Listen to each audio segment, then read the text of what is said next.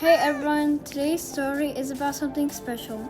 It's about a boy born into silence, but with a heart full of wonder. A story about being different, about finding meanings without sound, and about how the sea taught him to listen in a way no one else could. Stay with us because a message from the sea might just change the way you see the world. A message from the sea. Adam was a 12-year-old boy living in a small village by the sea. Born deaf, he could hear the sound of waves, the laughter of children, or even the soft voice of his mother. When he called his name, his world was silent, yet his heart pulsed with a deep longing to understand the life around him. Every day, Adam would talk to the shore, sit on a rock by the water, and watch as the waves roll in and out.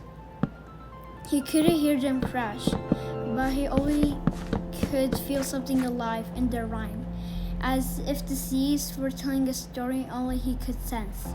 One morning, after a violent storm, one had struck the coast, Adam found an unusual seashell lying among the debris on the sand.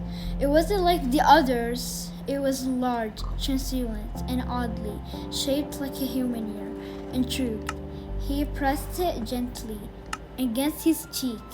Suddenly, he felt a soft whisper echo in his mind. I am the sea, and I will teach you how to understand in your own way.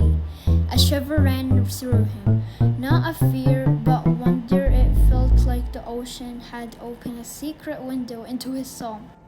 From that day forward, Adam visited the shell every evening. Each time he touched it, he felt subtle sounds. The giggle of a tiny fish, the teardrop of a jellyfish, the hush of waves striking the rocks.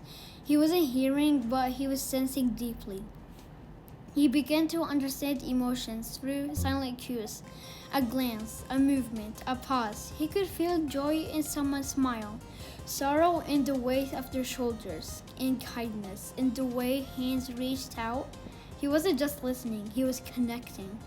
At school, Adam became a friend to the lonely, a guide to those who felt misunderstood.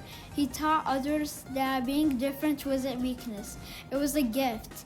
Everyone he believed had their own silent language. Everyone's heart held a story worth hearing. One peaceful sunset, Adam sat alone by the shore.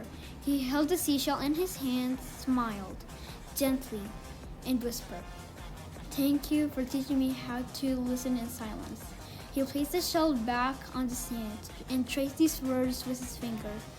You don't need ears to understand. Sometimes the heart is enough.